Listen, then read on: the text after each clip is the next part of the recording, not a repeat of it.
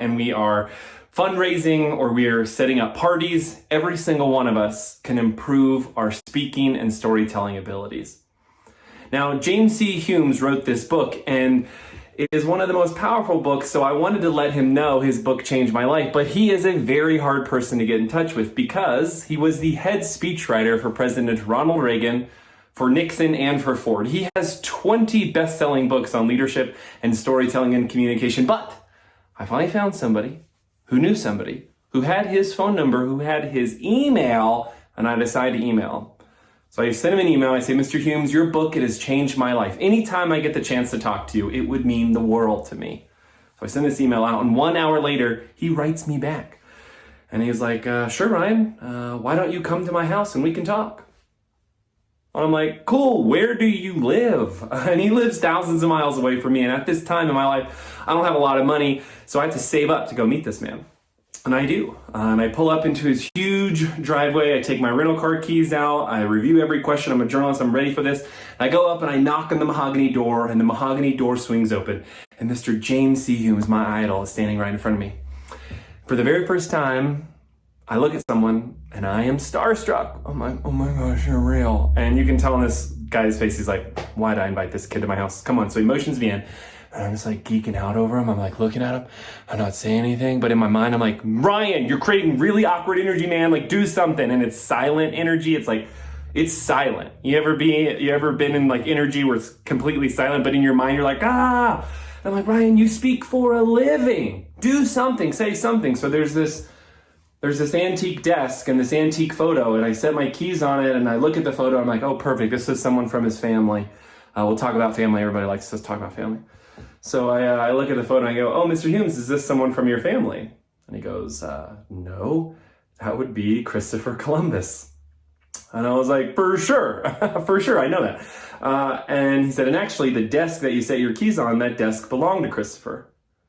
I was like, cool, so great. And I take my keys off, and he walks me around his house. He has artifacts in his house that I know any museum in the world wished that they had. And he walks me into his living room. When you walk in, it's 20-foot ceilings, and you're hit with this wall of all these photographs, famed photos of him standing next to every world leader you can possibly comprehend. I mean, Nelson Mandela, Martin Luther King, kings and queens, and they're all hand-signed. James, thanks for the speech. I can't wait to see you again. And he sits down and he talks to me for 5 hours.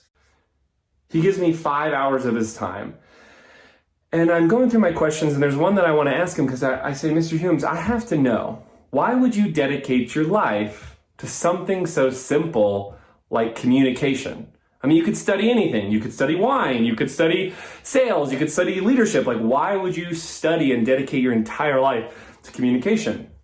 And he sets his Evian down and looks at me and he says, do you want to be a leader, Ryan? And I go, yeah, I do. I want to be in leadership. And he said, I'm going to tell you something that is absolutely so simple that most people overlook it because they think it's too simple. But when you do something with what I'm about to tell you, your photo will be put up on that wall one day with all the rest of them. And I was like, dang, okay. So I get out my voice recorder and my pen and paper and my phone in case of backup. And I'm like, I'm about to get the secret of all secrets around leadership and storytelling and everything from my idol. I can't wait. It's like the best day of my life. And I go, okay, Mr. Humes, I'm ready. And this is what he tells me that ultimately changes the course of my career. And he tells me this. He says, the better communicator you are, the more influence you have. And I was like, okay, what else? And he said, that's it. He says, the better communicator we are, the more influence we have. And then he says, I can't tell you how many high-level executives, how many entrepreneurs, cause entrepreneurs, how many business owners, how many politicians that I interact with on a regular basis that they think because they know how to talk, they think they know how to communicate. And that could be the farthest from the truth. Yet, every leader you see on that wall, they know how to strategically communicate to get you to buy from them, to get you to follow them, invest in them, to vote for them.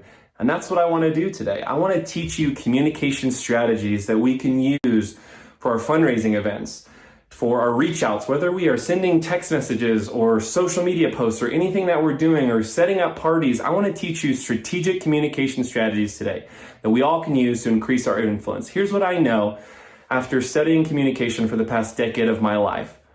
How we communicate is how we operate. Period. You have poor communication, you're going to have poor operation. Okay, you got great communication, you're going to have great operation. So let's go through one of the things that I've learned within communication that I want to set us up to understand. Okay, you learn nothing else from me. I'm going to do this keynote, and I'm also offering this session in the part 2 in the training center later. So whether you're done listening with me today or you're not going to listen to the training center, there's one thing I want you to take away from me. It is literally what I have dedicated my entire life to do. It has changed the way that I parent my children. It has changed the way that I wake up in the morning. It has changed the way that I run my company. And it's this.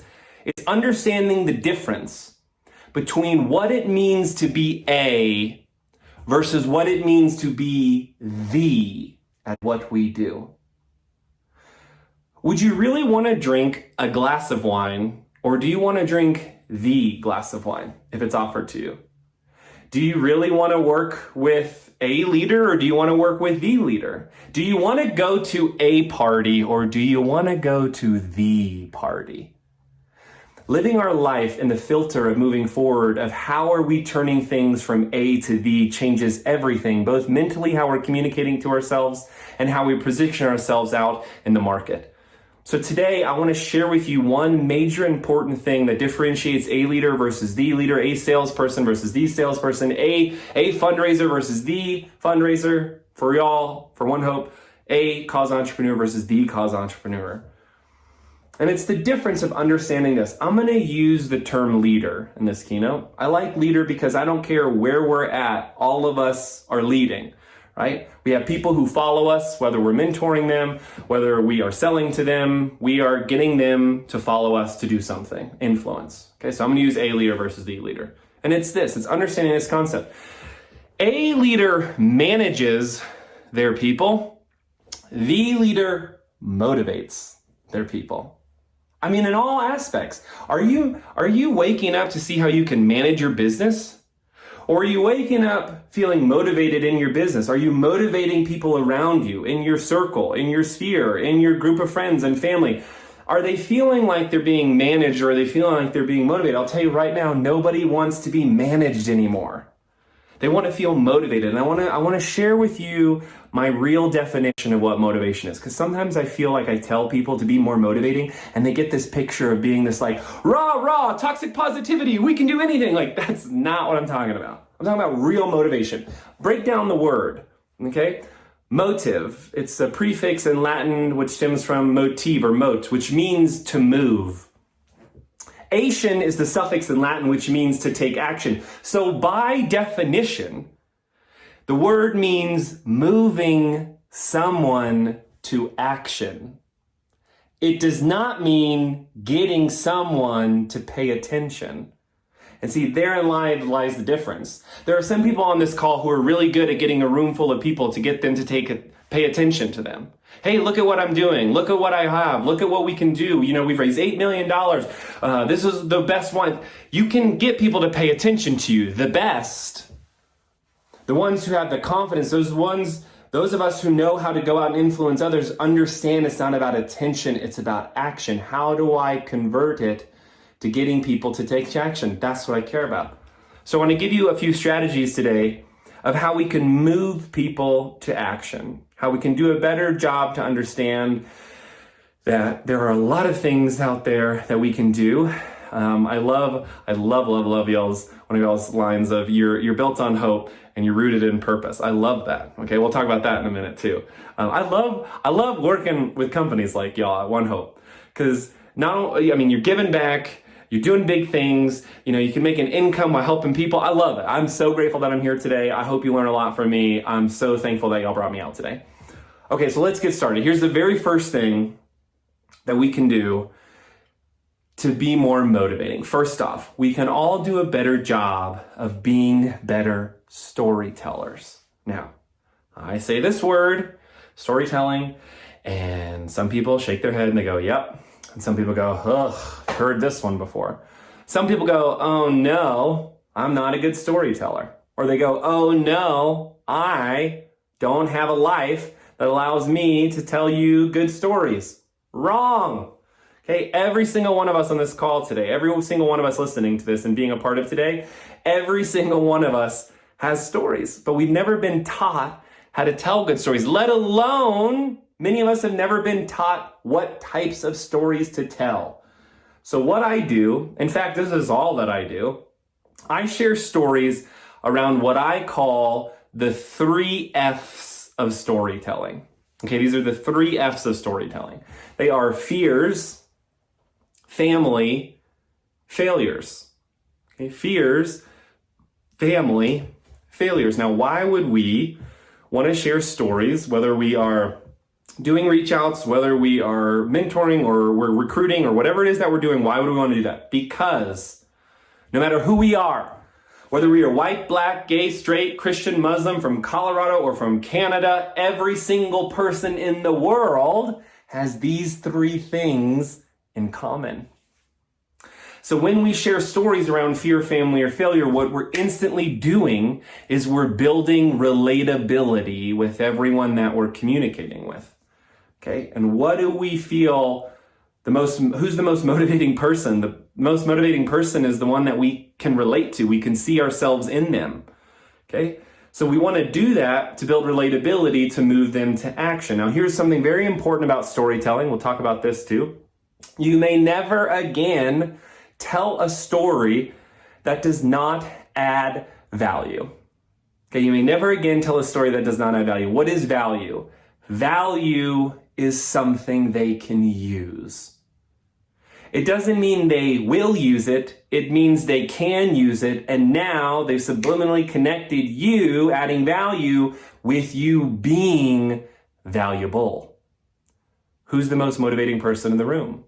The most relatable, the most valuable. And with the products like y'all have, you have a really great opportunity to add value to people with certain knowledge or certain skills, or giving them information that allows them to feel smarter or better or happier or healthier, simply based off of the simple products that y'all offer that are so impactful and what y'all do. So it's a really cool thing. You have a leg up that most people don't have at One Hope that you can do and provide based off of your product, which is awesome. Okay. Now, here's something that I do. I don't have my phone on me, but what I do is I use this program. It's called Evernote. It's on my phone. It's really not about the app. You can use any app that you want. You can use Notability. You can use Evernote. If you're an iPhone user, you can use your notes on your app. If you're an Android user, we'll talk about you later. But if you're an iPhone user, you use any note-taking app. And here's the thing that I do, okay? On my note-taking app, I have a folder that I call my story bank. Okay, my story bank. And anytime I remember a fear, family, or failure story, or anytime I experience something related to fear, family, or failure, I add it into my story bank. Okay? Now here's my challenge to all of us. My challenge to all of us is we should be developing one story every month. Okay? So at the beginning of the month, I go through my story bank and I pick a story and I start developing it. Am I good at telling that story at the beginning of the month? No, I'm developing it. But at the end of the month, I tell a great story. But at the end of the year, we have 12 great stories. And here's why this is so important for us. Because most of us, we're interacting with the same people. There are plenty of people who want another party. Okay? There are plenty of people who want to work with you again. We're interacting with the same people. And what this does is this keeps us refreshing, because we always have something new to share with people that we're interacting with. You never want to be the person, if you don't know this person, you are this person, and you don't want to be this person. If you're the person who you start telling a story and everyone goes, oh no, here they go, telling that story. You don't want to be that person. What you want to be is you want to be the person who goes, shh, hold on. Sarah's telling us, Jessica's telling us, shh, hold on, I want to hear what Stephanie has to say. Here's why this is so important. Be the person that other people shush away and be quiet to get the focus on you so you can get that attention and can convert it to action. Who's the most motivating person in the room? The most relatable, the most valuable, the most refreshing. I start off with this strategy today because some people believe storytelling is some natural ability some people have. No, it's not. It's strategy that some of us use to increase our influence, to motivate people to action. Every single one of us has a story to tell. In fact, we have the story to tell. Use the 3 F's of fear, family, or failure. Start your story bank, develop 1 story a month, and be the person that other people shush around because they want to give you the attention so you know how to convert it into action. Okay? This next strategy I learned from studying high-performing athletes. I love the Olympics. I'm one of those weirdos who I will watch every Olympic sport. I'm like, ice dancing, let's do this. I love it, okay? And I love it because I love seeing people perform at their best. I love seeing people, and I love reading about their stories and hearing about the stories of how they got there. And when I study them, I realize these high-performing athletes, they do something that we all can do as well when we're wanting to live out loud and we're wanting to be the best at what we do and we're wanting to really be rooted in our purpose. Here's what they do. I called them the 3 C's. By the way, I'm going to give you a lot of acronyms throughout my content. If you don't like acronyms, buckle up. It's going to be a fun ride for you. I like acronyms because that's how I like to learn. So the 3 C's. What I want to do is I want to give you the 3 C's, explain the differences between them, and then I would like to give some examples to show with you why they're so powerful. Okay? Here are the 3 C's. We want the champions. Okay, the champions. The coaches, and we want the cheerleaders, okay? Champions, coaches, cheerleaders, okay?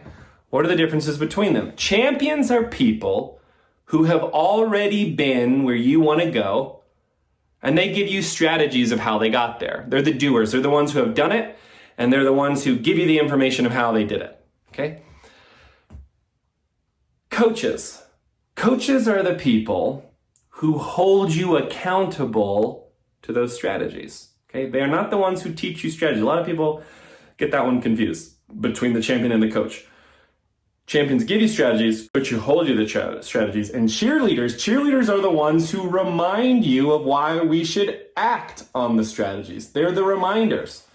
So champions give the strategies, coaches hold you to the strategies, cheerleaders remind you why you should act on the strategies. Now, there's a few things I want us to look at within the 3 C's. The first one is, do you have all 3 C's on your team or in your corner or around you at all time within One Hope and within your business, okay?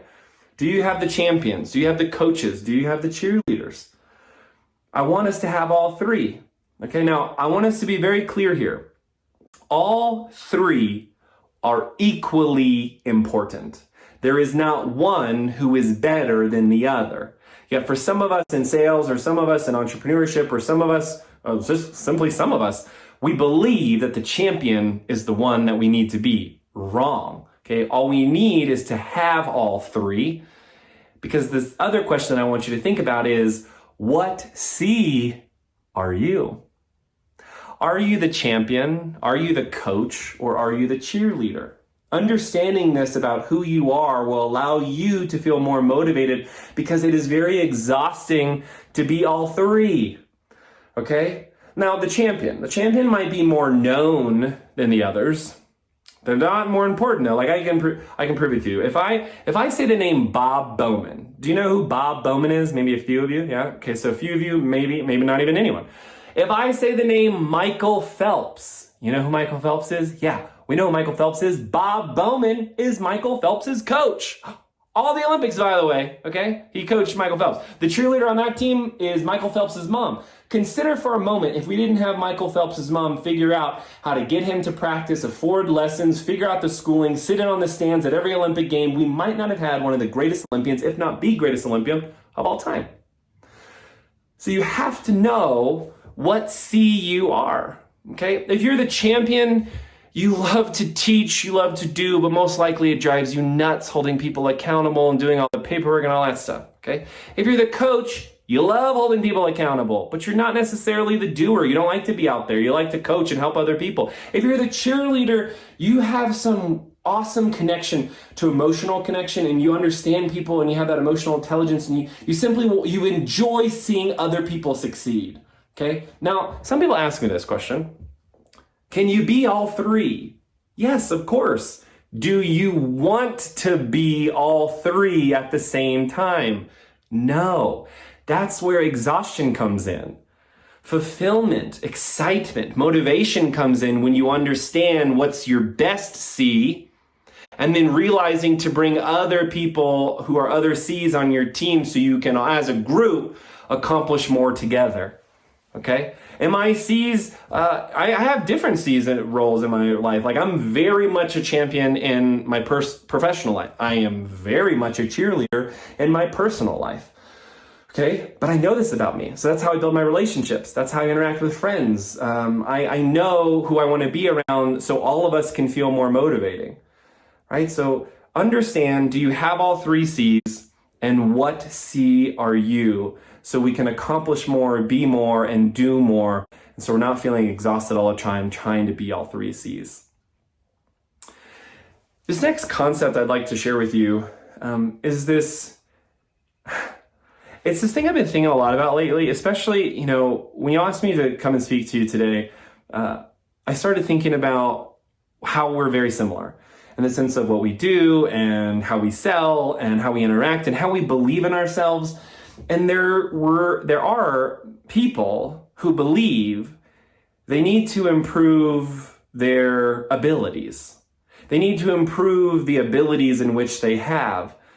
But I want to share something right now. There's a very big difference between an ability and a capability. Okay? Ability means you have the opportunity to do something. Capability means you have the power to do something. Let me give you an example. I used to work at Special Olympics. I was the director of marketing and communications there, and I loved my job there for a very long time. I loved it. It was phenomenal. There's a very big difference between our athletes having the ability to apply for a job at the office down the street from where they live. It's a very big difference in having the capability to go and apply for that job because there's not a ramp to get into the building. You get what I'm trying to say? I'm trying to say, stop focusing on increasing your abilities. The ability is already there. You have the opportunity to be the best. You have the opportunity because you have the best product in front of you. Now go being proud of sharing and selling that, and have the capability, have the power to make that happen. Stop focusing on your abilities. You see, abilities sometimes are what is given to us. Capabilities are something we can go out and earn ourselves. But you have to understand the difference between ability and capability. In fact, in my feeling of what I've done and who I've worked with, managers, they focus on improving their people's abilities. Motivators focus on improving people's capabilities. And that's what I want us to do. I want us to focus on this concept of capability. So let's look at this for a moment, okay? Let's look at what we're doing right now. And one of the things, because again, I really like this built on hope, rooted in purpose concept. And so what I'd like to do is I'd like to give you 3 comparisons right now. These 3 comparisons are things that have helped me feel more motivated throughout these past few years, because let me tell you right now, it was a hard past few years, right? It was tough. I'm not gonna lie to you, it was crazy. It was, I usually do 75 events a year. I had 65 events lined up in January 2020. It was supposed to be my first $1 million year. And then March came around, and the first 2 weeks of March, 100% of my business evaporated. And that's scary when you don't, I've got my team, I've got my responsibilities, I got a mortgage, I got family, I got kids, I got aging parents, I got a lot of responsibility. And what I realized is there's 3 different types of mindsets that focus in within A versus Z that I learned. And I would like to share these comparisons with you today. The first one that I'd like us to look at comparing to help us feel more motivated ourselves so we can be more motivating to others. is this. Are you feeling jealous or are you feeling inspired? Okay, what's the difference? The difference is this. The difference is jealousy is looking at someone or even something and going, ugh, I can't believe they get to do that. Okay? Inspiration is looking at someone or something and going, oh, I can't believe they get to do that. Can I do that? Is so cool. I want to do that. It's seeing yourself in them. It's being excited for them, knowing that you too can do it yourself. The question is, are you filling your mind with jealous thoughts and images? Or are you filling your time, your mind, your thoughts with inspirational images? Again, that's choice. We get to choose that. Get rid of jealousy in your life. Insert more inspiration in your life. Be excited that other people are succeeding because that means you can too. That means we can too. That means I can too. When you do good, that means I can do good. That's exciting. That's inspiring. Okay? The second one.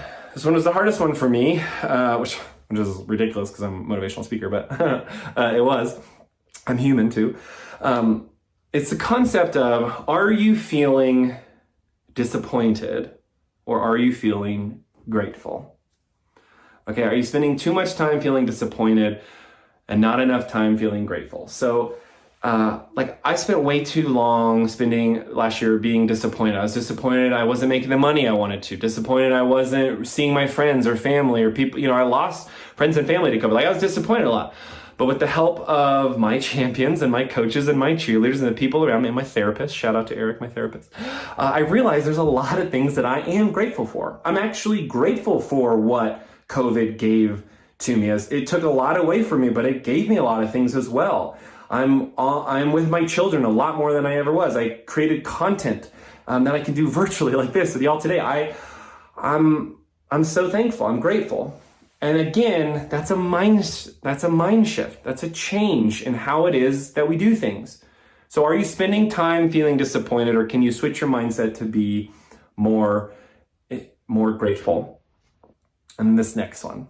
Listen to the whole thing before you boo me on this, because some people don't like this, and I'm not trying to offend anyone. Obviously, that's not what I'm trying to do. Okay? What I'm wanting to do is share with you this thought to evolve us into our thinking, okay? And it's this. The first thing is stop being passionate about wine. Oh my gosh, I know. Stop being passionate. Stop being passionate about anything. By definition, the word passion means a barely uncontrollable emotion. Y'all, do you really want to be around those types of people? Do you want to be this passionate leader? I know I have like 800 emotions a day. What I want to be purpose driven. And by definition, the word purpose means the reason for which it is done. The reason for which it is done. And it's one of my strongest beliefs that people right now are craving purpose. They want to know what their purpose is, what the purpose is to the company, when we can go out and share our purpose, show our purpose, we're going to motivate a lot more people. We're going to motivate ourselves. One of my strongest other beliefs, one of the reasons why many of us are happy, and there's a lot of reasons, but we've been fed this lie to be passionate our whole life. Well, passion is rooted in feeling, and feelings are always changing, and so we're always chasing, so we're never feeling settled. The happiest people I know are rooted in their purpose and they go after it. Ask yourself, what type of person do you want to be right now? Do you want to be this jealous, disappointed, passionate person? Or do you want to be this inspired, grateful, purpose-driven entrepreneur? I know which one I try to be. And I do say try there on purpose because I'm not it every day. I try to do it. I will show up to do it. It is a choice. I choose to be on this side of the fence on that. Okay? So here's what I want to do. I want to recap what we've talked about. I want to see what your wow strategies are. You can put those in the chat box. And then after this, I've got part 2 in the training center for you that I've recorded. Okay, so you can go and you can check it out. It's specifically for you. We're going to dive deeper into how we can go from A to V and how we can be the best versions of yourself. I hope you all got something away from today. I hope you all understood that there is power in storytelling. Okay, we understand that how we communicate is how we operate. And we want to look at influence. We don't want to be A, we want to be the at what we do. Okay? And one of the ways that we can do that is stop managing our business and start being the motivator in our business by moving people to action. Looking at the 3 F's, looking at the 3 C's, looking at the difference between ability and capability, understanding the comparisons of who we are and what we do and how we act. Okay, remember, these are choices. Okay, these are choices we all get to make. And with that, I want to thank you all very much for having me today, and I hope you go and watch my recording in the training center for part 2. Thank you all very much. Bye. My new best friend. Step aside. No, you get in Avery. line. Get in line because he's my best friend. No. Yeah. No. I absolutely love this guy. You know what?